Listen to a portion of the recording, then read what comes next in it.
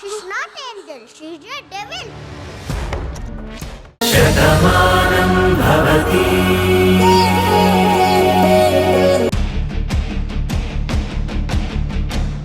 నేను తాగే జ్యూస్లో కడుపు నొప్పి రావడానికి మందు కలుపుతావా?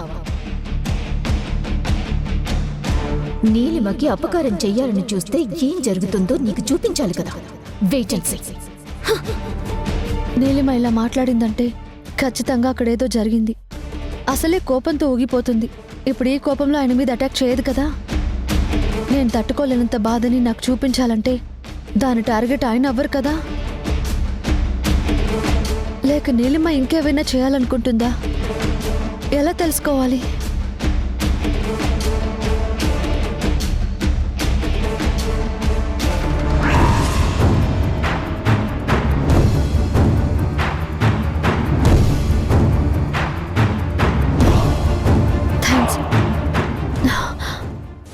అత్తయ్య, మీరేంటి అత్తయ్య, మీరు తీసుకొచ్చారేంటి? పర్వాలేదులే భాను. ఏంటి టెన్షన్గా ఉన్నావు? అదేం లేదత్తయ్య. ఎన్నోసార్లు సమస్యలు వచ్చినప్పుడే నా భాను టెన్షన్ పడలేదు. ఇప్పుడు టెన్షన్ పడుతుందంటే ఏదో జరుగుతుందని అర్థం. ఏం లేదత్తయ్య, ఈ వర్క్ అంతా నాకు కొత్త కదా,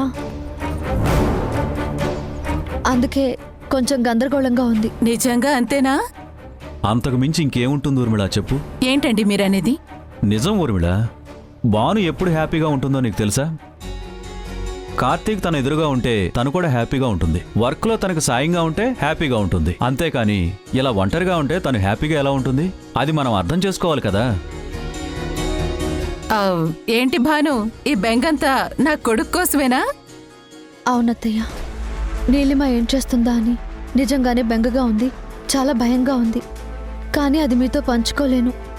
ఏంటలా మౌనంగా ఉండిపోయావు? చెప్పు. మౌనం అంగీకారం అని నీకు మాత్రం తెలీదా? కార్తీక్ కోసం బెంగ అంటే కార్తీక్ని వదిలి ఆఫీస్కి వస్తేనే బెంగ పడతావా అని మనం ఎక్కడ అంటామో అని తను మౌనంగా ఉండిపోయింది. అంతే కదమ్మా? అయితే ఉండు, ఇప్పుడే ఫోన్ చేసి కార్తీక్ ఆఫీస్కి రమ్మని చెప్తాను. వద్దత్తయ్య, ఆయన్ని ఇబ్బంది పెట్టద్దు. ఎండలు ఎక్కువగా ఉన్నాయి కదా అని కార్తీక్ కందిపోతాడని భయపడుతుందేమో. వచ్చేది కారులోనే కదా. అయినా సరే వద్దులే అత్తయ్య. సరే అయితే వాడి మీద బెంగ పెట్టుకుని నువ్వు బాధపడ్డవెందుకు? నువ్వే వెళ్ళు. వెళ్ళొచ్చా అత్తయ్య? నువ్వు ఈ కంపెనీలో జీతం తీసుకునేటువంటి ఎంప్లాయీ కాదు భాను. ఈ కంపెనీ మనది. దీనికి నువ్వు సిఎఫ్ఓవి. పర్మిషన్ అడుగుతావేంటి? వర్క్ సంగతి మేము చూసుకుంటామమ్మా, నువ్వు వెళ్ళి వాడి సంగతి చూసుకోమ్మా. వెళ్ళు. వస్తానత్తయ్య. వస్తాను మావయ్య. ఓకే అమ్మా.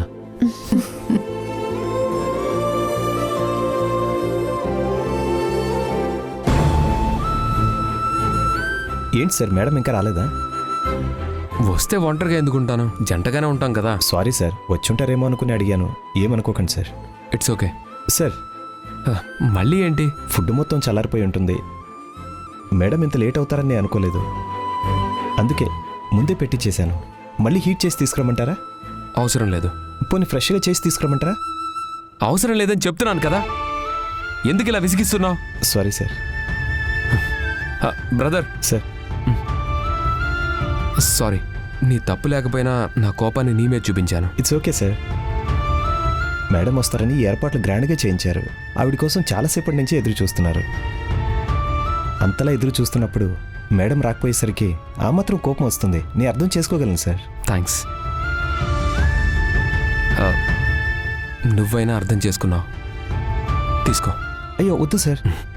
అయ్యో తీసుకో, పర్వాలేదు తీసుకో. ఆ ఫుడ్ అంతా మీ స్టాఫ్ అంతా సరదాగా తినేసేయండి. Okay sir.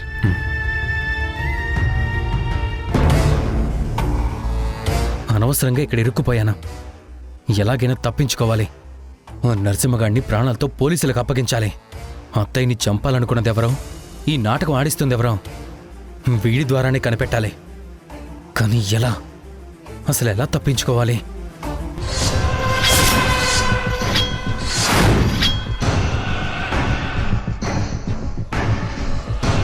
ఏంటి పార్దు, ఏం ఆలోచిస్తున్నావు? నీ అంతు చూడ్డానికి మార్గం దొరుకుతుందేమోనని ఆలోచిస్తున్నాను రా. పార్దు, నీకు ఎన్నిసార్లు చెప్పినా అర్థం కావడం లేదు. ఈ ఇంటిలో నుంచి నువ్వు తప్పించుకోవడం జరగని పని. ఎక్కువగా కలలు కనకు. దుర్మార్గం ఎక్కువ కాలం తప్పించుకోలేదు. నిన్ను పట్టుకొని పోలీసులకు అప్పగించేంత వరకు నేను నిద్రపోనురా. అబ్బా, నువ్వు అంత గొప్పవాడివా? ఎంత గొప్పవాణ్ణో ఒకసారి తలుపు తీసి దగ్గరకు రా, నీకే తెలుస్తుంది. నువ్వు ఎంత రెచ్చగొట్టినా నేను రెచ్చిపోను. ఎందుకంటే నేను ప్రొఫెషనల్ కిల్లర్ని. డబ్బులు తీసుకొని కాళ్ళు చేతులు విరిచేయడం, అవసరమైతే ప్రాణాలు తీసేయడం నా వృత్తి. మరి వరుణ్ ఎందుకు చంపావురా? అవసరం పార్దు, నాకు డబ్బులు అవసరం. వాడు చావడం మా బాస్కి అవసరం. అందుకే నాకు డబ్బులు ఇచ్చారు, నేను వాడిని చంపేశాను. అంటే డబ్బు కోసం నువ్వు ఏమైనా చేస్తావా? చేస్తాను. అయితే నీకు కావాల్సినంత డబ్బు నేనిస్తాను. వరుణ్ణి చంపమని చెప్పింది ఎవరు?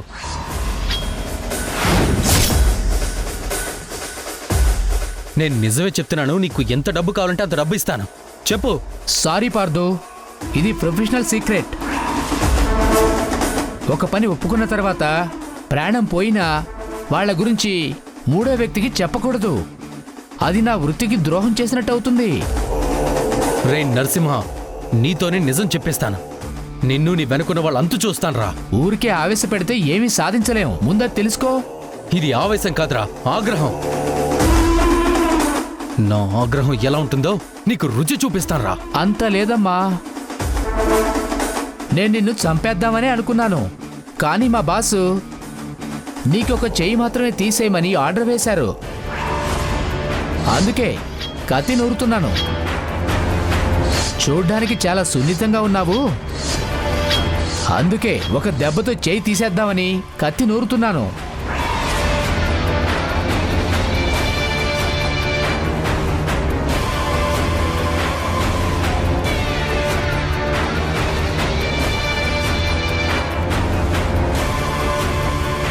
ఈ పాటికి ఆ నరసింహ పాడుతూ చెయ్యి తీసేసుంటాడు.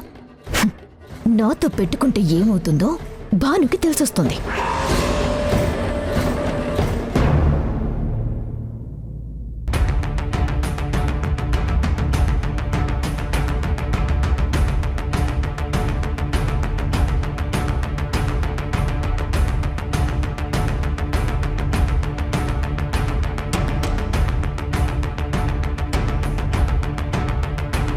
ఏవండి, మీకేం కాలేదు కదా? మీరు బానే ఉన్నారు కదా? ఏంటి బాను, నాకేమన్నా అయిందనుకున్నావా? లేకపోతే ఏమైనా అవుతుందని ఎవరైనా చెప్పారా? అంటే అది ఏమీ లేదులే బాను. నీ మీద నాకు ప్రేమ తగ్గిపోలేదు. నువ్వెక్కడ దూరం అయిపోతావని భయం పెరుగుతుంది, అంతే.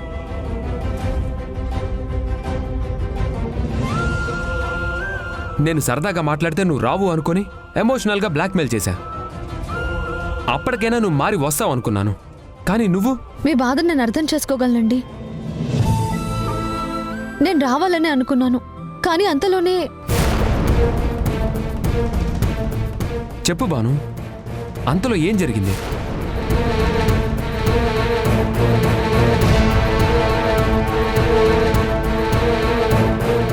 ఏదో వర్క్లో ఉండి...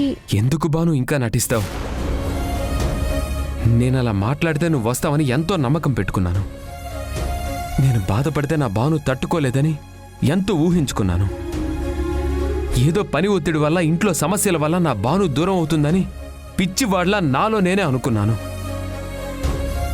కానీ నేను పిచ్చివాడినని తెలుసుకోలేకపోయాను. అది కాదండి. నువ్వు మాట్లాడకు బాను. రాకపోవడానికి కారణం ఉంది అంటావు, ఏంటంటే పని అంటావు. అక్కడికి రావడానికి పని అడ్డుపడింది, కానీ ఇంట్లో ఉండడానికి మాత్రం పని అడ్డం పడలేదు. నువ్వు పిలిస్తే నేను రావాలా అన్నట్టు నన్ను వెక్కిరిస్తున్నట్టు చూస్తున్నావు. మళ్ళీ మీకేం కాలేదు కదా అని ఎంతో విచిత్రంగా అడుగుతున్నావు. దీన్ని ఏమనుకోవాలి భాను? నిన్ను ఎలా అర్థం చేసుకోవాలి? దీన్ని ప్రేమ అంటారా? ప్రేమిస్తున్నట్టు నటించడం అంటారా?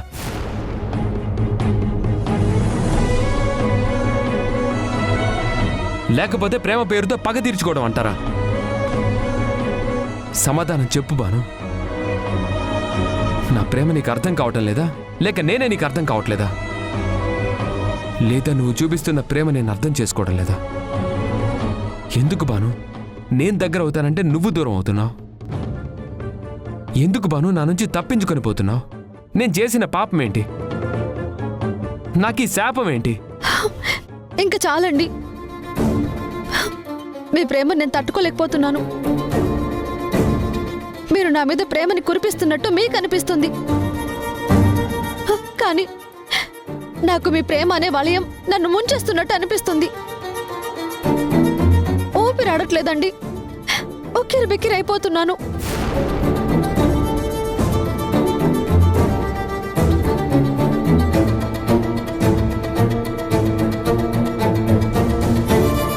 అంటే ఏంటి బాను, నేనే నిన్ను బాధ పెడుతున్నానా? మీ ప్రేమతో నన్ను బాధ పెడుతున్నారండి. మీరు కోపంతో తిడితే ఒక్క రోజులో మర్చిపోతాను. నా మీద పగ పెంచుకుంటే ఎందుకు అని ఆలోచించగలుగుతాను. కానీ మీరు నా మీద చూపిస్తున్న ప్రేమని తట్టుకోలేకపోతున్నాను. ఈ విషయంలో మీకేం చెప్పాలన్నా భయం వేస్తుంది, మీతో మాట్లాడాలన్నా భయం వేస్తుంది, చివరికి మిమ్మల్ని చూసినా నాకు భయం వేస్తుంది. ప్రపంచంలో ఉన్న ప్రేమంతా నా మీదే కురిపిస్తున్నారు. దీన్ని నేను తట్టుకోలేకపోతున్నాను. దయచేసి నా పరిస్థితి అర్థం చేసుకోండి. మీకు దండం పెడతాను. కొద్ది రోజులు ఓపిక పట్టండి. ఏం జరిగిందో నేనే మీతో మొత్తం చెప్తాను. అసలు నేను ఎందుకు ఇంత ఇబ్బంది పడుతున్నానో మనసు విప్పి మాట్లాడతాను. అంతేకాని మీరు మితిమీరిన అభిమానంతో రోజు నాకు ఇలా నరకం చూపిస్తుంటే నేను తట్టుకోలేకపోతున్నాను. మీ విషయంలో తప్పుగా మాట్లాడినా, తప్పుగా ప్రవర్తించినా నన్ను క్షమించండి. ఎదకి ఒక గాయం బదల మంది ప్రాణం చెలిమి విడి పందం ఎవరు ఇక సొంతం కలతపడి హృదయం కరగనంది మౌనం గతము విడి పాశం ఏది ఇక బంధం నాళ్ళు నన్ను వెన్నంటి ఉన్న నీడ నీవుగా కొన్నాళ్ళే అంటూ కోరింది నన్నే వీడమందిగా నిన్ను తలచే ప్రతి తలపే ప్రణయాన శోధన నన్ను మరిచే మరుక్షణమే విరహాల వేదన ఎదకి ఒక గాయం బదల మంది ప్రాణం ఇదిగోరా ప్రసాదం. చెలిమి విడి పందం ఎవరు ఇక సొంతం. ఏంట్రా అలా ఉన్నావు? ఏం లేదు బామ్మ. ఏమీ లేకపోవడం ఏంట్రా? నీ మొహంలో ఎప్పుడు ఆనందం ఉండాలి కదా, అది లేదు. ఆ గుళ్ళో పెద్ద ఆయన ప్రవచనాలు ఎంత బాగా చెప్పారో తెలుసా? అది వింటుంటే మనసు పులకరించిపోయిందనుకో. అందులోనూ శివపార్వతుల కళ్యాణం గురించి చెప్పారు.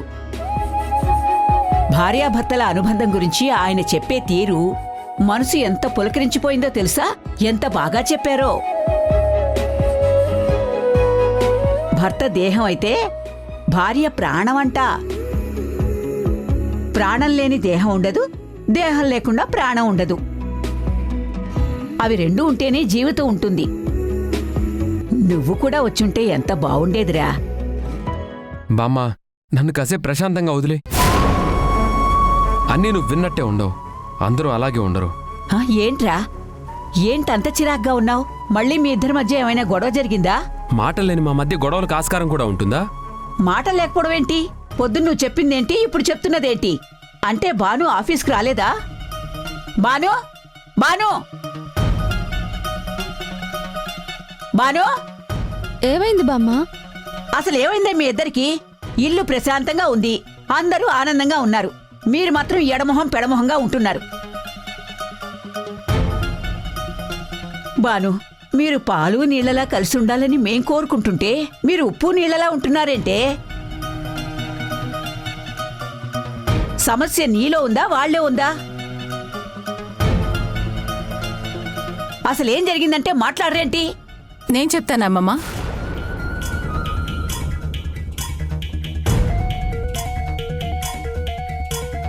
వీళ్ళిద్దరూ ఎందుకిలా ఉన్నారనేది నేను చెప్తాను. అదేంటి ఊర్మిళ, వీణ్ణీకంతా చెప్పాడా? నేను అమ్మనమ్మమ్మా, నాకెవరూ చెప్పక్కర్లేదు. నా పిల్లల మనసులో ఏముందో నేను తెలుసుకోలేనా? అమ్మా అదేంటంటే అసలు అనవసరంగా వాళ్ళెందుకు భయపెడతావు ఊర్మిళ? అసలు విషయం ఏంటో చెప్పు.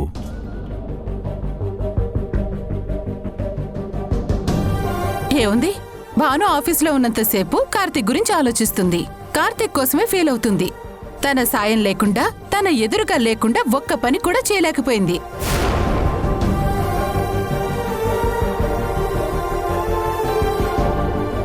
ఇక్కడున్న కార్తీక్ ఏమో భాను ఆఫీసులో ఉంటే తను బాధపడుతున్నాడు. భానుకి దూరంగా ఉంటున్నానని చెప్పి ఫీల్ అవుతూ ఉన్నాడు. దీన్ని బట్టి అర్థమవుతుంది కదమ్మా, వాళ్ళిద్దరూ ఒకరిని విడిచి ఒకరు ఒక్క నిమిషం కూడా ఉండలేకపోతున్నారని. ఇంతలా ప్రేమని పెంచుకున్న వీళ్ళు ఎక్కడున్నా కలిసే ఉండాలి. ఎప్పుడూ ఒక్కలాగే ఉండాలి, ఒక దగ్గరే ఉండాలి. అందుకే రేపటి నుంచి నువ్వు ఆఫీస్కి రా కార్తీక్.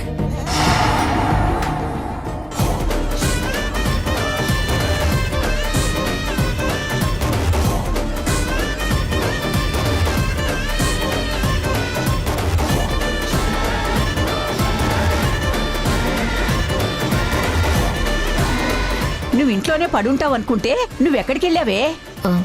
పనుండి బయటికి వెళ్ళాను బామ్మ.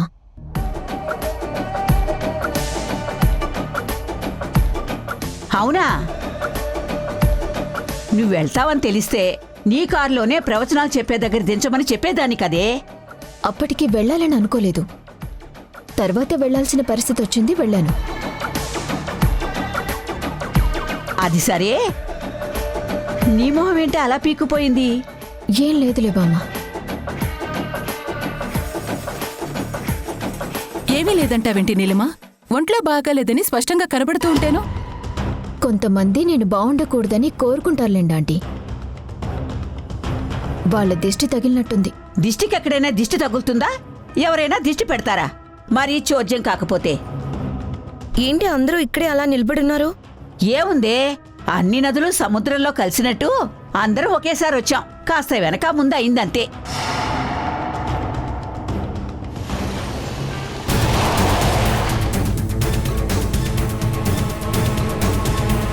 అదిగో నా మనవడు కూడా వచ్చినట్టున్నాడు.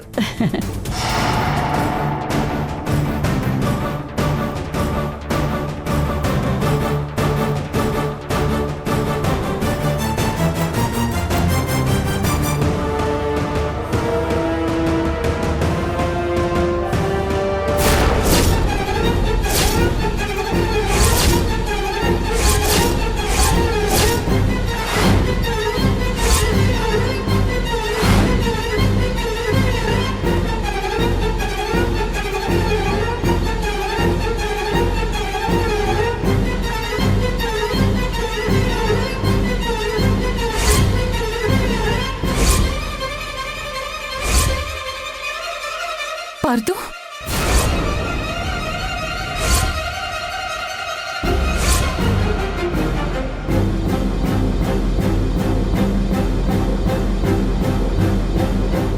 పార్థు,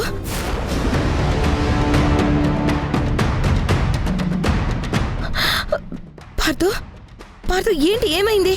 ఏంటి దెబ్బలు? ఈ దెబ్బలేంటి పార్థు? ఏమైంది పార్థు?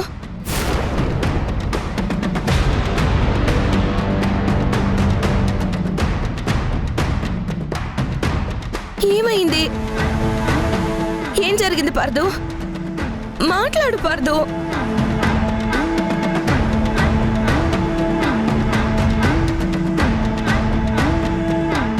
నరసింహ దొరికాడా?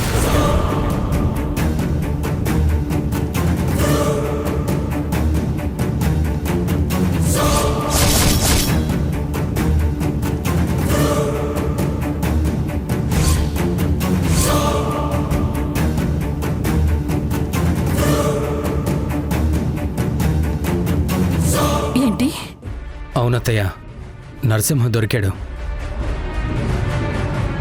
నన్ను చంపాలనుకున్నాడు, కానీ నేనే వాణ్ణి కొట్టి పోలీసులకు అప్పచెప్పొస్తున్నాను.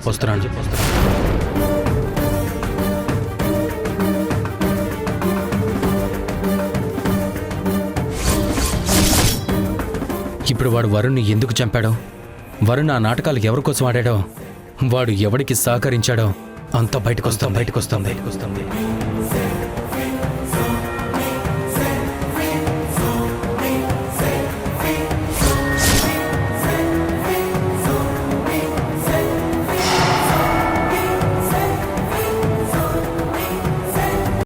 నోరు విప్పాడా? లేదు మేడం, వీడు చాలా మూర్ఖంగా ఉన్నాడు. ఎంత కొట్టినా నోరు విప్పడం లేదు. వాడు ఖచ్చితంగా నోరు విప్పాలి. ఆ తెర వెనుకున్నదెవరో వీడికే తెలుసు. వీడు నిజం చెప్తే ఆ నిజమైన క్రిమినల్ ఎవరో బయటపడతారు. మర్యాదగా నిజం చెప్తావా లేదా? చెప్పరా.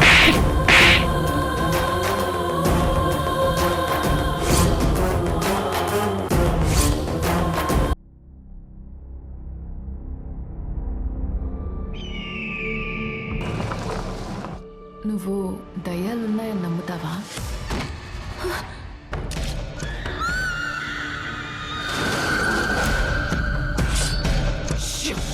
దయ్యం వస్తుంది.